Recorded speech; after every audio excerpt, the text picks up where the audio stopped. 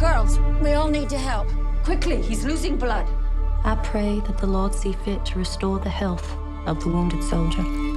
We ask for your protection over our school, and we pray that we will be kept from harm throughout the night. Amen.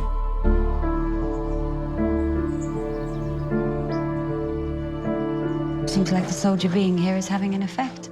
If you could have anything in the world, what would it be? To be taken far away from here.